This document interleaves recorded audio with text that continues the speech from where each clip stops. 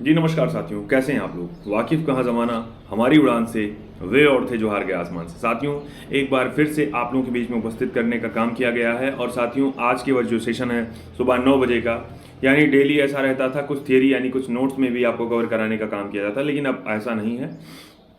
अब डेली के जो भी सेशन आपको होंगे, यानी सुबह से शाम तक जो भी आपको सेशन मिलेंगे, उसमें हम लोग हर विषय का केवल और केवल टेस्ट, यानी केवल और केवल प्रीवियस ईयर क्वेश्चन या फिर जो आपकी तैयारी के लिए मेन इंपॉर्टेंट क्वेश्चन है बहुविकल्पीय, उनको हम लोग करने का काम करेंगे। तो इस वजह से साथियों, एकदम अधीर मत होइए, बिना समय बर्बाद करें हम स्टार्ट कर देंगे सेशन को। आज के सेशन में साथियों लगभग 10-15 प्रश्न हैं, और वो प्रश्न आपके ऐसे हैं जो डेली जो कि आपकी करेंट अफेयर वार्षिकांक पे हैं, जनवरी 2024 से लेकर के अभी करंट में जून जुलाई तक हम चीज़ों को, या जब तक आपका आने वाला एग्जाम होगा तब तक की चीज़ों को हम लोग कवर करने का काम करेंगे। स्टार्ट करते हैं साथियों आज को सेशन को। तो सबको बुला लीजिए आप लोग, क्योंकि ये सेशन जो होगा आपका एक प्रकार का टेस्ट का सेशन होगा। जहां बैठे हैं आप, मैंने कहा आप कहीं भी बैठे हो, चाहे घर में बैठे हो, चाहे दुकान पे हो, चाहे कहीं भी हो, प्ले करिए वीडियो को। और आपको करना क्या है, केवल क्वेश्चन का उत्तर देते चलना है और आपको तैयारी अपनी बनाते रहना है। स्टार्ट करते हैं भाई, चलिए भाई। यहाँ क्वेश्चन पे हम लोग आज बिना कुछ और डिस्कस करें सीधा क्वेश्चन पे अपने आते हैं। पहला प्रश्न आपकी स्क्रीन पे दिखेगा, ये लिखा हुआ है सबसे पहले प्रश्न में यहाँ पर।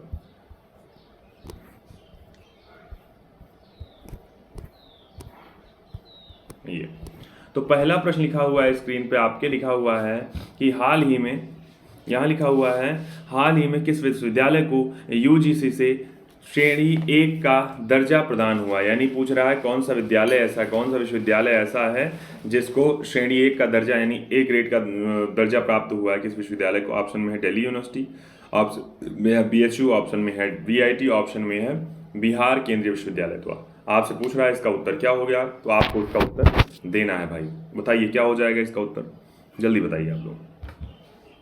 चलिए, तो ये आपका जनवरी 2024 का क्वेश्चन रहा था।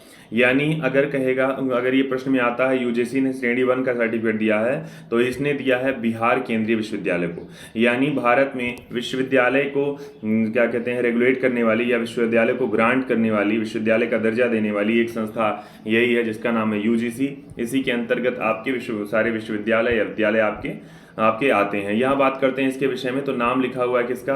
नाम लिखा है यूजीसी का। यानी यूजीसी जो है 28 दिसंबर को 1965 को स्थापित हुई संस्था, 1956 को स्थापित हुई संस्था है साथियों। साथ ही साथ मौलाना अबुल कलाम आज़ाद का नाम आप लोग जानते हैं, उन्होंने इसकी स्थापना की है। कुछ बातें और, जैसे कि वर्तमान समय में इसके अध्यक्ष जो हैं उनका नाम है एम जगदीश कुमार। ध्यान करे रहिएगा, एम जगदीश कुमार इस समय क्या हैं? अध्यक्ष हैं किसके? यूजीसी के।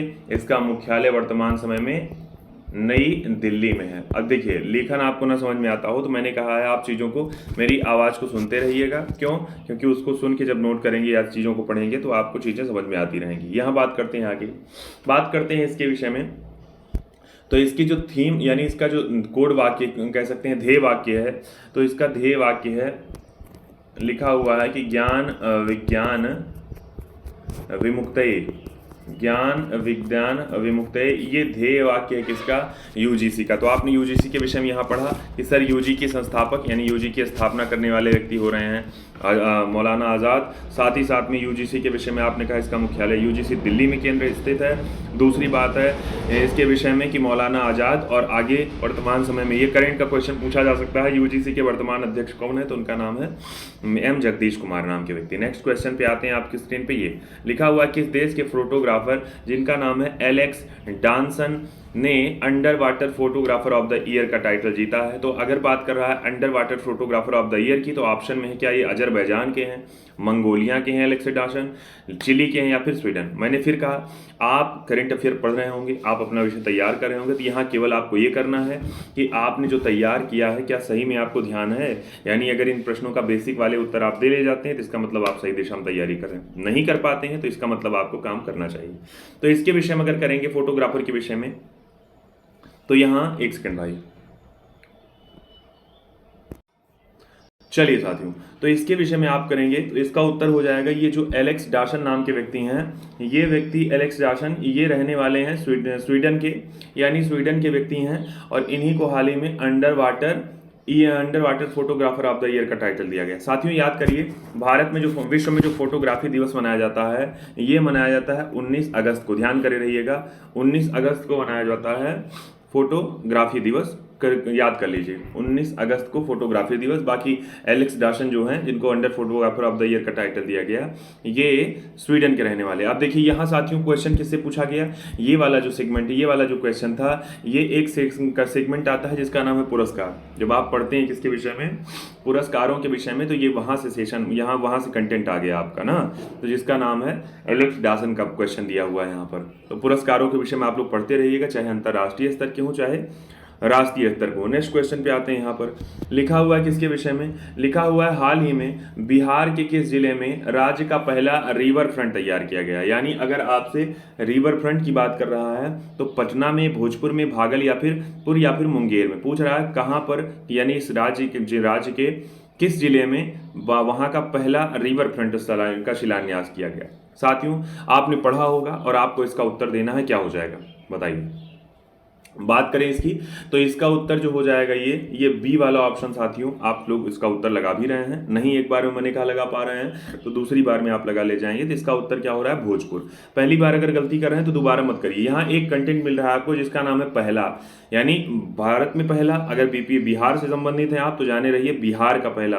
बिहार के एग्जाम में आपको एक क्वेश्चन बहुत विशेष पूछा जा सकता है, ठीक है ना। आते हैं आगे, बात करते हैं। अगर इसी में एक नाम दिया है जिसका नाम है बिहार का, तो बिहार के विषय में आपको याद होगा 28 मार्च 1912, यानी कि एक तिथि है 28 मार्च की, और 28 मार्च 1912 को ये स्थापना हो रही किसकी, बिहार राज्य की, यानी बिहार प्रोविंस के नाम से जानते थे, तो उसकी स्थापना हो रही है। साथ ही साथ यहाँ बात करते हैं, बिहार की राजधानी वर्तमान समय में पटना है, ये भी आपको पता है। साथ ही साथ पटना अगर राजधानी है तो वर्तमान समय में नीतीश कुमार यहाँ के सीएम हैं, तो ये जो वर्तमान समय में, इतनी बात। दूसरी और कुछ बातें करें बिहार के विषय में, जैसे बिहार में लोकसभा और राज्यसभा, अभी हाल ही में लोकसभा का चुनाव हुआ और बिहार में लोकसभा की 40 सीटें बिहार में लोकसभा की है। साथ ही साथ अगर कहेंगे तो 16 सीटें राज्यसभा की, यानी आपका कह रहा है ये लोकसभा और राज्यसभा में 16 और 40 सीटें। वहीं बात करें इसके विषय में तो यहाँ पर 75 सीटें हो रही हैं किसकी, ये 75 सीटें हैं राज्यसभा की,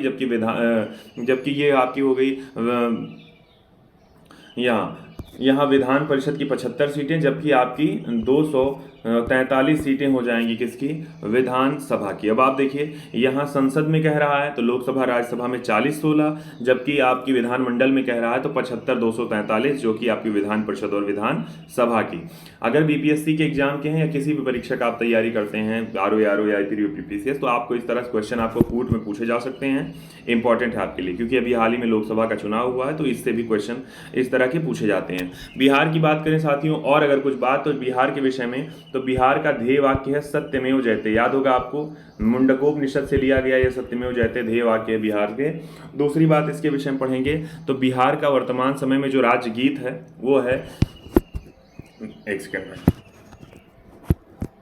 बिहार के विषय में आप कहेंगे बिहार का जो राज्य गीत है वो है मेरे भारत के कंठार तुझको नंदन, तुझको वंदन, तुझको शत शत वंदन बिहार। कहने का अर्थ है आप जाने रहिए बिहार का राज्य गीत क्या है, मेरे भारत के कंठार। ठीक बात है ना, यानी बिहार ही है जिसको कहा जाता है मठों की भूमि, यानी मठों की भूमि ये उपनाम, चूंकि बिहार में ही आप देखेंगे बुगया वगैरह ज़्यादातर आपके स्थान वहीं पर मिल जाएंगे, तो ये बिहार हो रहा है। साथ ही साथ बिहार का यहाँ चूंकि क्वेश्चन में दिया गया था तो बिहार के जिले से, तो याद करिए बिहार में वर्तमान समय में जिलों की संख्या कितनी है, 38 जिले कुल मिलाकर बिहार हो रहे हैं। साथ ही साथ बिहार अगर कहा जाए कि भारत में जनसंख्या के आधार पर सेकेंड, जबकि क्षेत्रफल के आधार पर 12th कंट्री है, 12th स्टेट है। ये 2011 की जनगणना के आधार पर ध्यान करे रहिएगा कि भारत में जनसंख्या के आधार पे यूपी के बाद दूसरे क्रम पे, जबकि क्षेत्रफल के आधार पे 12वें स्थान पे राज्य है जिसका नाम क्या है, बिहार। साथ ही साथ और कुछ बातें करें, जैसे अगर कम क्वेश्चन लेकर चल रहे हैं तो कुछ ज़्यादा डाटा होनी चाहिए आपके लिए। अगर बात करें इसकी तो बिहार का जो गौरैया एक पक्षी है, ये बिहार का राजकीय पक्षी है। साथ ही साथ अगर कहेंगे तो गेंदा का फूल यहाँ का राजकीय पुष्प है। आम का फल जो है यहाँ पर, ये यहाँ का राजकीय फल है। साथ ही साथ अगर कहेंगे तो पीपल का पेड़ यहाँ का राजकीय पेड़ है। ठीक बात है ना। नेक्स्ट क्वेश्चन पे आते हैं। लिखा आगे क्वेश्चन पे आए तो लिखा हुआ भारत के किस प्रसिद्ध स्टेडियम का नाम बदलकर निरंजन शाह क्रिकेट स्टेडियम। देखिए यहाँ पूछ रहा है भारत के किस स्टेडियम का नाम बदल के निरंजन शाह क्रिकेट स्टेडियम कर दिया गया है। तो आपके ऑप्शन में क्या है, आपके ऑप्शन में है ईडन गार्डन, फिर दूसरा ऑप्शन में है, हाँ दूसरा ईडन गार्डन, फिर सौराष्ट्र है, फिर डीवाई पाटिल है, फिर चिन्ना स्वामी है। अब आपको बताना है ये किसके विषय में। तो आप इसके विषय में अगर आप समझेंगे तो मुझे लगता है बता भी ले जाएंगे।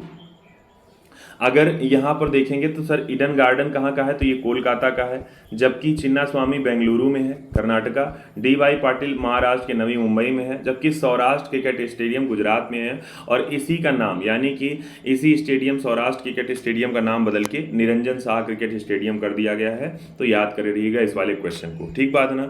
मैंने कहा अब ये कहाँ से क्वेश्चन पूछा गया, याद होगा नाम बदलने की परंपरा। इस पे कई बार हर एग्जाम में लगभग क्वेश्चन पूछे जाते हैं, तो तैयार की रहिए। कल पिछले वाले सेशन में इसको हम लोगों ने कवर भी कराया था, तो आप जाने रहिएगा किसके विषय में यहाँ हम लोग पढ़ रहे हैं।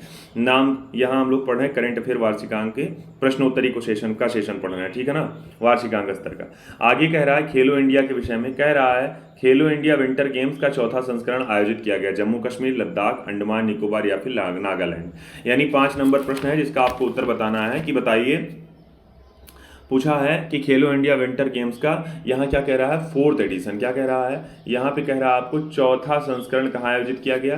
तो याद करिएगा इस क्वेश्चन का उत्तर हो जाएगा ए वाला ऑप्शन, यानी कि जम्मू कश्मीर में आयोजित किया जा रहा है। कौन सा आयोजन, चौथे क्रम का आयोजन खेलो इंडिया विंटर गेम्स का। ठीक बात है। अब इस वाले प्रश्न का तो उत्तर ये हो गया। साथ ही साथ कुछ और बात याद करिए, 2017 में जब राज्यवर्धन सिंह राठौर हुआ करते थे भारत के खेल मंत्री, तो उसी समय एक आयोजन स्टार्ट हुआ जिसका नाम रखा गया खेलो इंडिया। यानी खेलो इंडिया 2017-18 के आसपास ये पहल स्टार्ट हुई, जिसका पहली बार आयोजन 2018 में किया गया। ठीक बात है ना।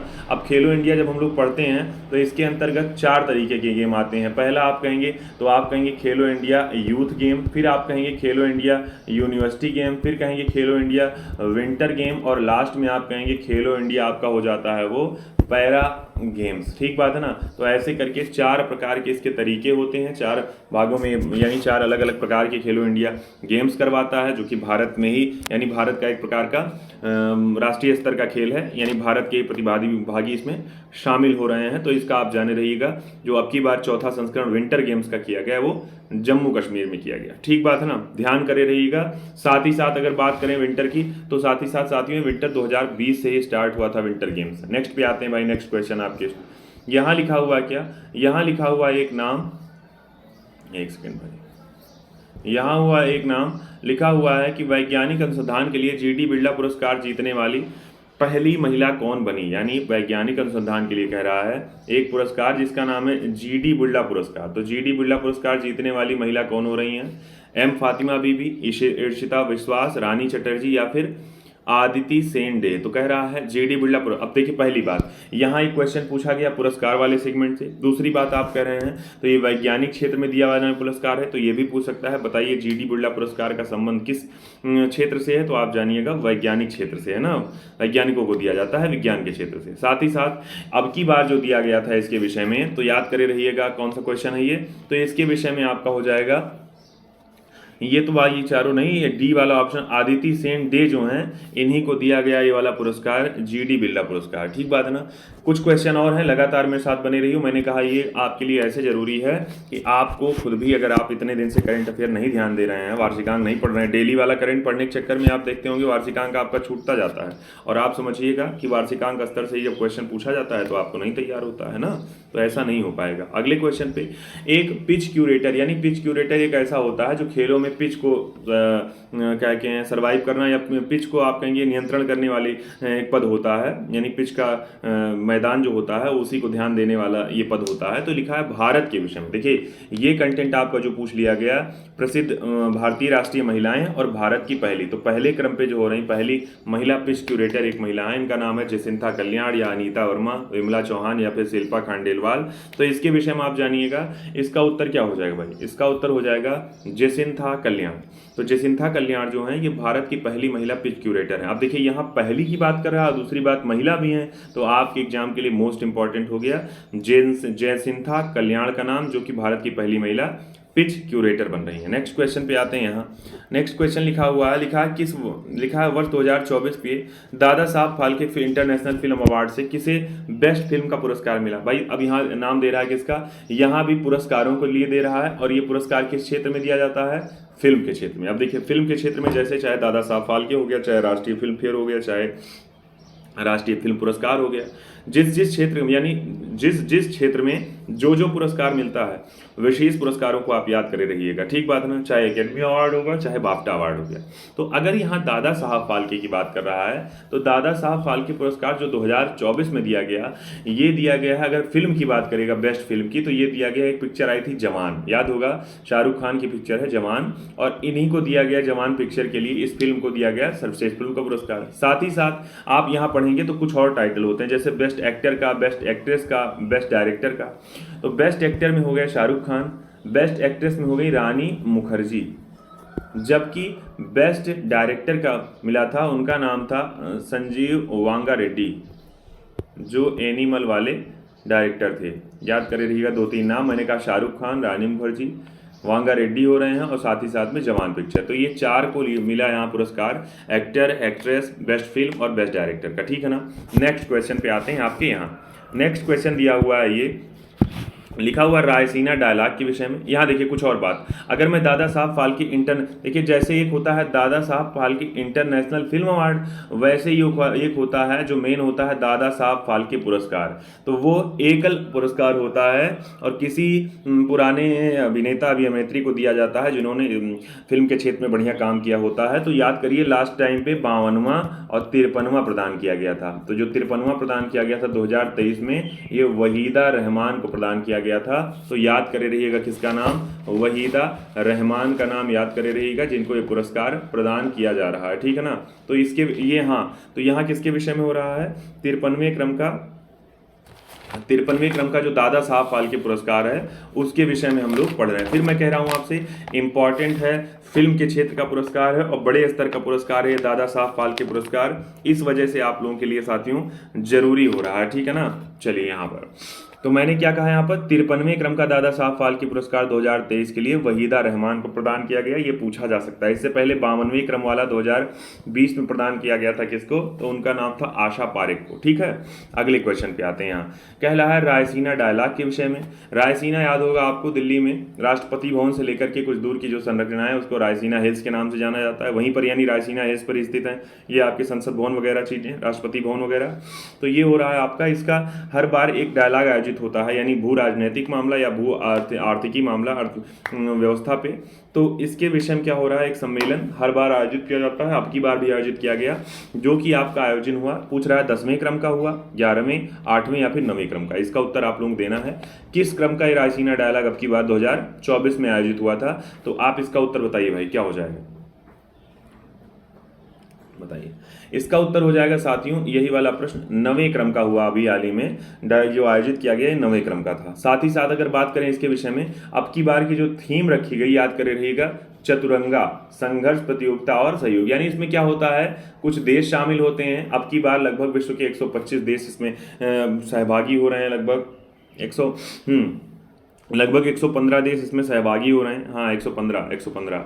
और साथ ही साथ में दूसरी बात ये है, जो अब की बार का इसमें मुख्य अतिथि रहे हैं, याद कर रहिएगा, जो चीफ गेस्ट रहे थे इस वाले में यानी रायसीना डायलॉग के, वो थे ग्रीस, जो एक देश है यानी ग्रीस, वहाँ के प्रधानमंत्री का नाम याद कर रहिएगा।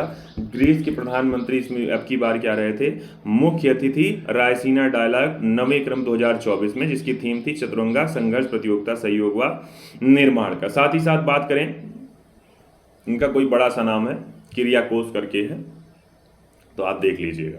अगले क्वेश्चन पे आते हैं। कह रहा है इंटरनेशनल सोलर अलायंस का 119वां सदस्य देश कौन बना है। ऑप्शन में जर्मनी, माल्टा, इटली या फिर फ्रांस।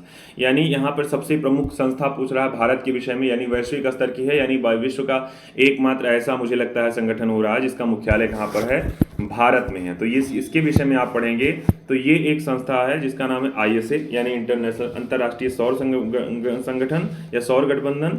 तो इसका मुख्यालय गुरुग्राम हरियाणा में है साथियों। अब इसका 119वां अगर कोई सदस्य देश बनने जा रहा है तो वो बनने जा रहा है माल्टा, ठीक बात है ना साथियों। बताएं आपसे तो अभी हाल ही में मई 2024 में, या देखिए दो तरीके से, एक तो ऐसा है कि 119वां ये सदस्य बनने वाला देश है।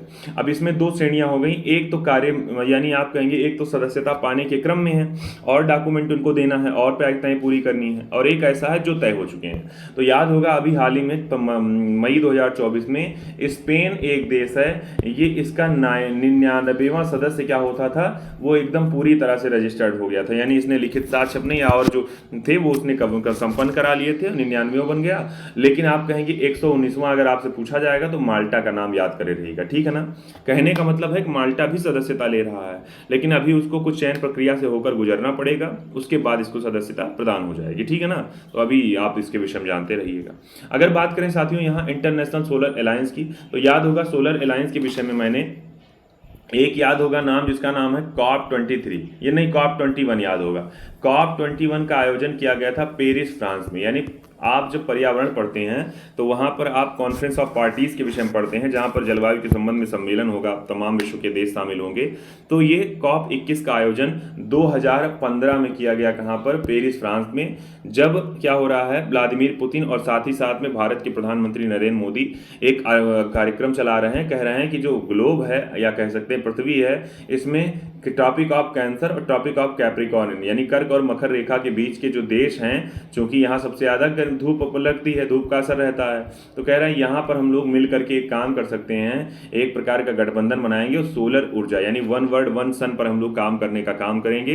तो इस वजह से इस संस्था का नाम बनाया गया, जिसका नाम है ISA इंटरनेशनल सोलर अलायंस, यानी 30 नवंबर को 2015 में इसकी स्थापना हो रही है और इसका वर्तमान समय मुख्यालय कहाँ पर है, गुरुग्राम हरियाणा में।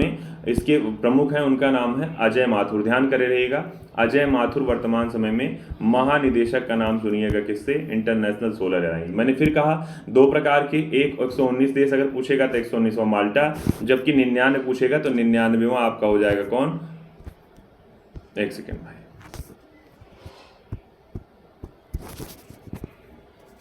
अगर आपसे 99वां पूछेगा तो आप कहिएगा कि वो हो रहा है भैया स्पेन। अगले पे आते हैं, यहाँ बाफ्टा के विषय में फिर लिखा हुआ है क्वेश्चन आपसे, कह रहा है बाफ्टा अवार्ड 2024, यानी ये भी क्वेश्चन आपको फिल्म क्षेत्र से मिल गया, पूछ रहा है और अंतर्राष्ट्रीय स्तर का फिल्म का पुरस्कार है।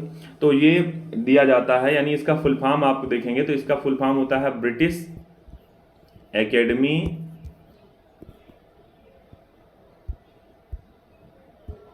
ये है, इसके विषय में आप देखेंगे तो इसके विषय में British academy award for film and television, यानी कि ब्रिटेन का एक प्रकार का अवार्ड है ये फिल्म और टेलीविजन के क्षेत्र में दिया जाता है।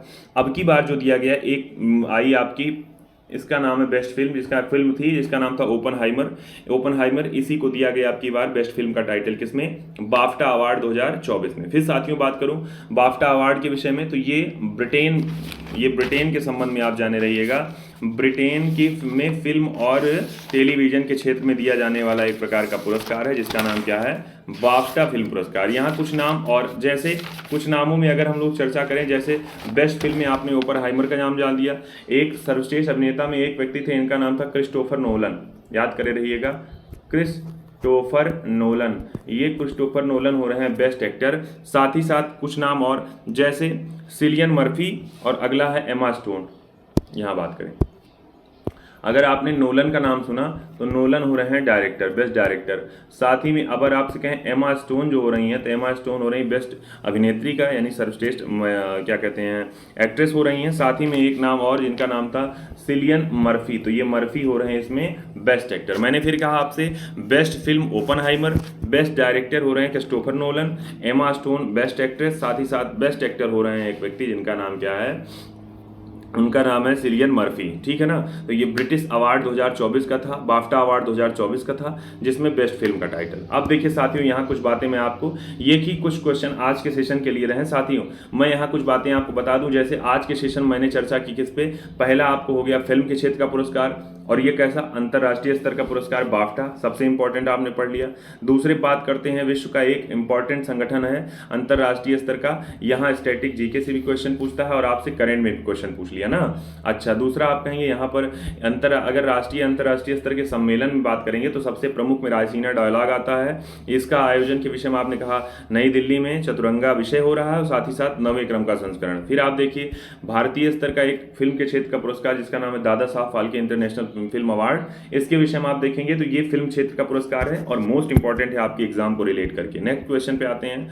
नेक्स्ट क्वेश्चन आपको दिखा है भारत में पहले के विषय में, तो भारत में पहली अगर महिला की बात करेगा करंट में तो आप जानिएगा आपके एग्जाम के लिए मोस्ट इंपॉर्टेंट है, ठीक है ना। नेक्स्ट क्वेश्चन पे आते हैं। यहाँ लिखा हुआ आगे वैज्ञानिक क्षेत्र में पुरस्कार दिया जाने वाला है जिसका नाम है GD बुर्ला पुरस्कार। तो पूछा जा सकता है किस क्षेत्र में, स्टैटिक जीके से, लेकिन करंट में आप पूछेगा तो किसको दिया गया। अगले क्वेश्चन पे आते हैं। यहाँ लिखा हुआ विंटर गेम, चाहे स्टैटिक में पूछेगा तो पूरा इसका इतिहास पूछ सकता है आपसे कि बताइए खेलो इंडिया के विषय में कितने स्तर प्रकार के गेम आयोजित करता है, साथ ही साथ अब की बार इसका आयोजन कहाँ पर किया गया, चौथा संस्करण तो जम्मू कश्मीर में। नेक्स्ट क्वेश्चन आगे बात करते हैं। स्टेडियम यानी यहाँ नाम बदलने की बात कर रहा है, तो याद होगा आपको केंद्र या राज्य सरकार अपने अपने जगहों के नाम चेंज कर देती है, जिसके क्रम में आपने रणजा शाह स्टेडियम का नाम सुना जो कि सौराष्ट्र क्रिकेट स्टेडियम था। नेक्स्ट क्वेश्चन पे आए। यहाँ लिखा हुआ है आपको बिहार के विषय में, देखिए राज्य स्तर का क्वेश्चन हो गया और यहाँ पर इस राज्य का पहला, तो अगर इस राज्य से हैं आप तो आपके लिए मोस्ट इंपॉर्टेंट है, अगर नहीं है तब भी आप पढ़े रहिए, पूछा जा सकता है आपके एग्जाम में।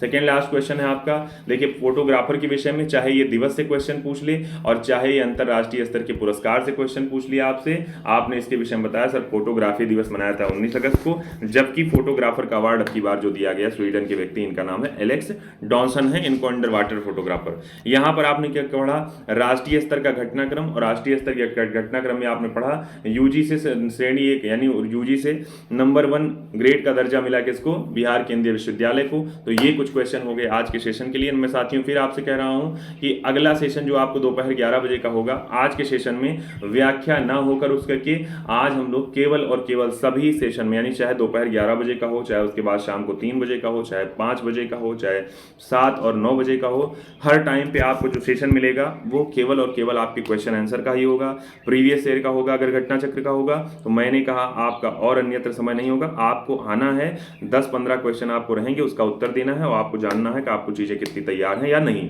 अंधविश्वास में मत रहिए, मैंने कहा जो भी आप तैयारी कर रहे हैं आपको जानकारी होनी चाहिए कितना आपको आ रहा है कितना, क्योंकि केवल ये कहने से गाड़ी नहीं चलेगी कि यूपीएससी क्रैक करेंगे या हम आरओ क्रैक करेंगे, ऐसा कुछ होने वाला नहीं है कब तक, जब तक कि आप अंधविश्वास को नहीं छोड़ेंगे, ठीक है ना। बाकी आज आपने इतना सहयोग किया, आपका बहुत बहुत धन्यवाद। सभी साथियों तक वीडियो शेयर करिएगा, मैंने कहा जितने साथी ये देख रहे हैं उनका दायित्व ये है कि और नए साथियों को आप बुलाइए, नए साथियों को जोड़िए, ठीक बात है ना। बाकी आपने इतना सहयोग किया, आपका बहुत बहुत धन्यवाद। जय हिंद, जय भारत, धन्यवाद।